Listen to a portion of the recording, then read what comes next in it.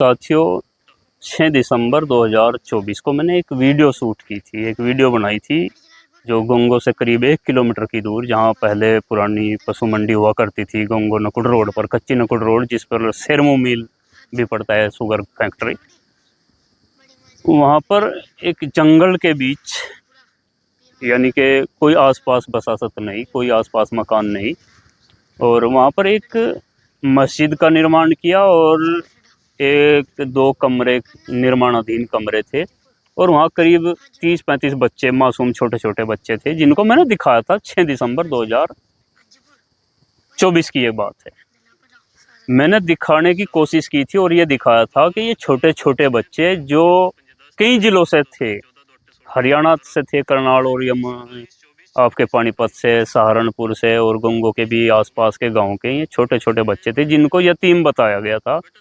और दिलचस्प बात ये थी कि इन सभी बच्चों के रहने की, खाने की, ठहरने की कोई व्यवस्था नहीं थी। उसके बावजूद भी ये वहीं ठहराए जाते थे, मस्जिद के फर्श पर।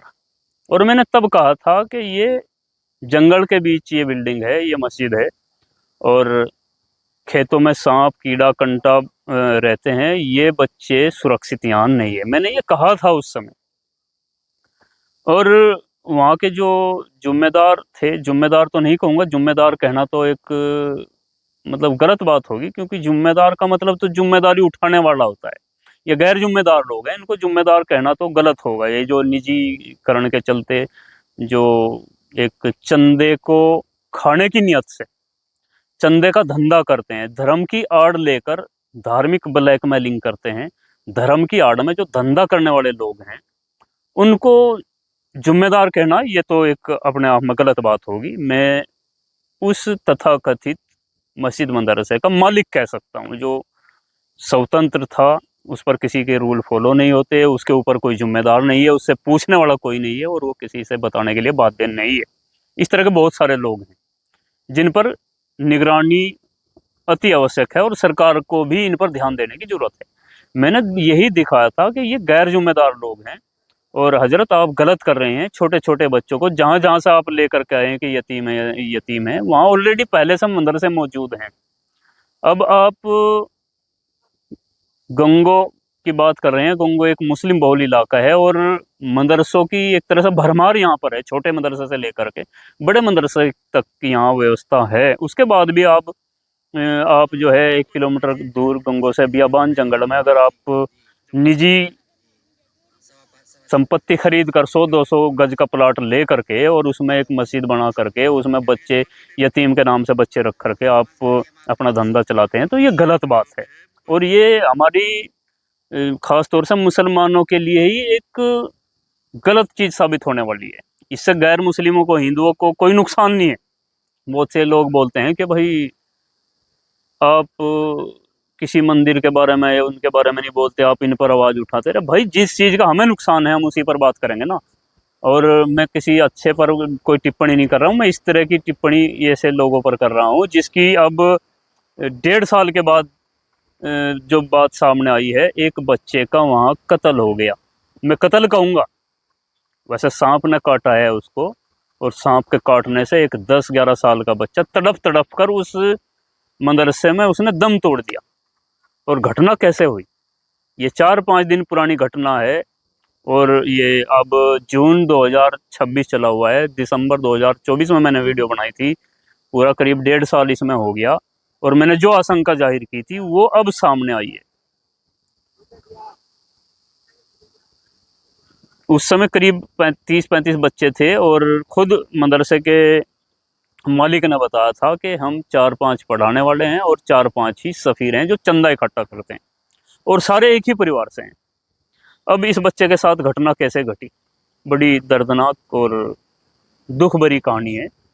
रात को उसी मस्जिद के अंदर बच्चे लेटे हुए थे फर्श पर, कोई जहरीला सांप निकलता है और बच्चे को काट लेता है।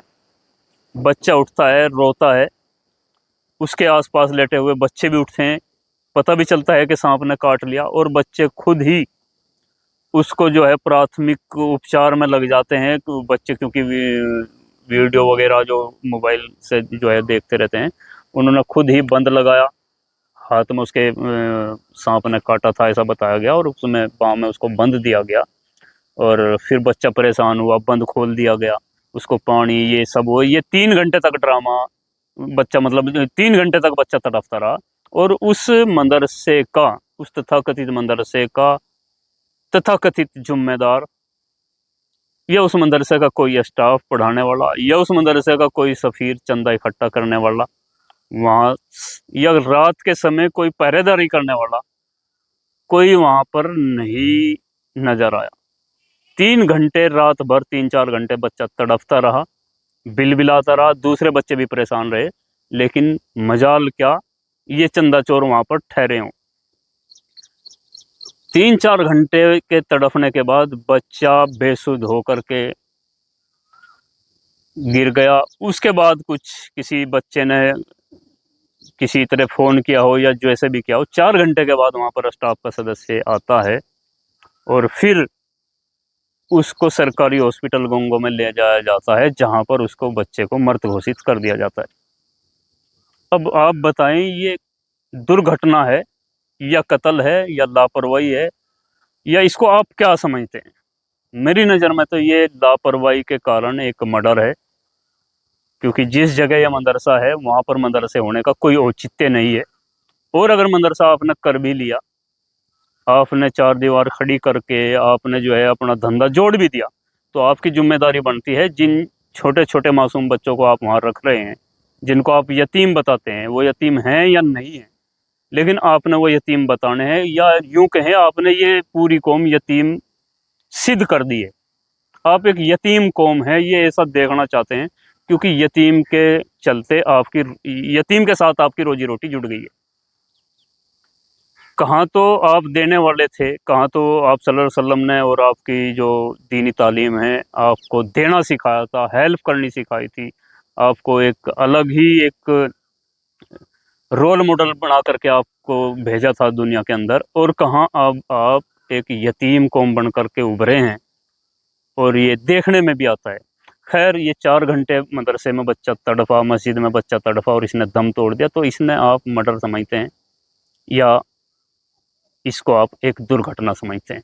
ये बच्चा महज 10-11 साल का बच्चा है। सोनता रसूलपुर गांव पड़ता है थाना भवन के पास, और जनपद पड़ता है शामली। और ये मदरसा का जो मालिक है, ये तथाकथित मदरसे का, ये कारी साकिब अलवी, ये भी सोनता रसूलपुर का ही है। और इस मदरसे में पानीपत, करनाल यानी कि हरियाणा से, और आपके सहारनपुर, आपके आसपास के गांव से वहाँ पर यतीम बच्चे ये रखते हैं, तथाकथित यतीम बच्चे। यानी कि मतलब एक, यार आपको तौहीन नहीं आती? आपने ये जो यतीम खाने जगह जगह खोल दिए, मतलब यतीम के ऊपर ही आप पढ़ने लगे। और क्या इतने आप यतीम हैं, ये मैं पहले भी बोल चुका हूँ, मैं बार बार क्या रिपीट करूँ। और क्या इतनी दुर्घटना होने के बाद, इतनी लापरवाही होने के बाद, इस तथाकथित मदरसा संचालक के खिलाफ कुछ कार्रवाई बनती है कि नहीं बनती? जिसका मासूम गया है उनको तो दर्द होगा ना। और ये देखिए, ये मतलब ये 4 दिन पहले की घटना हो गई है, गंगों में किसी को कोई खबर नहीं है, किसी मदरसे वाले को या किसी शहरवासी को, किसी गांव वासी को कोई कानो कान खबर नहीं है। माँ बाप को बुलाया, उनको अच्छे से समझाया और मामले को दबाकर उसको जल्दबाजी में उसको दफन कर दिया बच्चे को। मतलब ये आपकी लापरवाही नहीं है? छुपाना क्या चाहते हैं आप? आपको किसने अधिकार दिया बियाबान जंगल में आप बिना इंतजाम के आप 30-40 बच्चों को रखेंगे?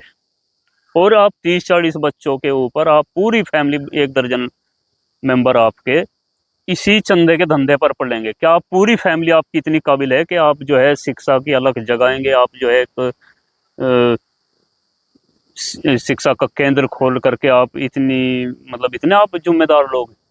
अगर आप इतने जिम्मेदार लोग हैं तो इस बच्चे की मृत्यु का, इस बच्चे के निधन का, इस बच्चे के साथ जो घटना घटी है, इसका जिम्मेदार कौन है? कितनी लापरवाही है, घोर लापरवाही है। और मैं पुलिस प्रशासन से भी आग्रह करूंगा, और इस तरह के गैर जिम्मेदार लोगों को आप ध्यान दें और ऐसी घटनाओं को संज्ञान में लेकर इनके खिलाफ सख्त से सख्त सजा का काम करें, सजा देने का काम करें, कानून के घेरे में इन लोगों को लें। और मेरा उन लोगों से भी मेरी हाथ जोड़कर गुजारिश है जो अच्छे मदरसे हैं, अच्छे मौलाना हैं, जो इन लोगों को तस्दीक देते हैं खोलने की, उनको भी थोड़ा ध्यान रखना पड़ेगा। आप कहाँ मदरसा खोल रहे हैं? गंगो जैसे कस्बे में जो जहाँ पर 70% मुस्लिम आबादी है, जहाँ पर छोटे मदरसे से लेकर बड़े मदरसे तक मौजूद हैं, वहाँ पर आप सोनता रसूलपुर से कोई चल कर के आएगा, पूरी फैमिली को लेकर के आएगा, 100-200 गज का एक प्लाट गंगो से बाहर खरीदेगा जंगल में, और वहाँ पर एक मस्जिद चंदे के लेकर के बाहर के विदेशों से जो धन आता है, जो फंडिंग होती है विदेशों से, उसके चलते एक मस्जिद खड़ी करेगा। उसमें यतीम बच्चे कह कर के आसपास के बच्चे बिठाएगा, कोई उनकी रहने की सुविधा नहीं, खाने की सुविधा नहीं, किसी तरह की कोई सुविधा नहीं। आप खुद नकारा लोग हैं, गैर जिम्मेदार लोग हैं, और उनको आप इजाज़त, मतलब ऐसे नकार लोगों को जो है आप लोग इजाज़त दे रहे हैं, और वो मदरसा खोल दे रहा है। और फिर इस तरह के केस सामने आते हैं, और ऐसे केस आने के बाद कैसे दबाया जाता है ताकि किसी को पता भी ना चले। आपकी गैर जिम्मेदारी का, आपकी अनियमितताओं का, आपकी गफलत का एक मासूम बच्चा शिकार हो गया, और किसी को पता भी ना चलना चाहिए। आपके खिलाफ कोई कार्रवाई भी नहीं होनी चाहिए। आप इतने भी दबाएंगे बच्चे को, आप सरकार से भी सवाल करेंगे कि मुसलमानों के पीछे पड़ी हुई है, मदरसों के पीछे पड़ी हुई है, मस्जिदों के पीछे पड़ी हैं, और आप मस्जिद और मदरसे के नाम पर लोगों को गुमराह भी करेंगे। ये दोनों तरफा बात ठीक नहीं है। और सरकार से भी मेरा आग्रह है, आप किसी 100 साल 200 साल पुरानी मस्जिद को डिमोलिश करके और एक अपने वोट बैंक को खुश करने से अलग निकलिए। आप लोग इस तरह की ये जो नई नई इमारतें, जो गैर जिम्मेदार लोग, नए नए लोग खड़ी कर रहे हैं बियाबान जंगल में, आप इनके खिलाफ कार्रवाई कीजिए। जो 100-200 साल पुरानी मस्जिद है, आप उसको ढा करके एक तरह से ये दिखा करके हम मुसलमानों को किस तरह परेशान कर रहे हैं, ये इससे मुसलमानों का भला होने वाला नहीं है, और न ही उस समाज का भला होने वाला है जो इस तरह की कार्रवाई पर खुश होते हैं, हमारा बहुसंख्यक भाई। अगर आप वास्तव में मुसलमानों का भला चाहते हैं तो इस तरह के गैर जिम्मेदार लोगों पर अपना बुलडोजर चलाइए, इनके खिलाफ कार्रवाई करिए, इनको जेलों में ठूंसिए। इससे मुसलमान का भी भला होगा और किसी गैर मुसलमान का भी कोई नुकसान नहीं होगा। और मैं हाथ जोड़कर गुजारिश करूंगा मुसलमानों से, जो इन लोगों को चंदा देते हैं, इस तरह के लोगों से जो गैर जिम्मेदार लोग हैं, गंगो से नकुड़ रोड जो सेरू मिल की तरफ से होते हुए जाता है, उस पर ये उससे करीब 200 मीटर गहराई में पश्चिम की तरफ ये मदरसा है। और इनका जो बोर्ड है, इस मदरसे का नाम है मदरसा दारुल उलूम महमूदिया, और इसका जो चंदा पेटी रखी है और वो अनाउंसमेंट करने वाला भी है, वो सड़क के किनारे, और बल्कि सड़क के ऊपर रखा हुआ है।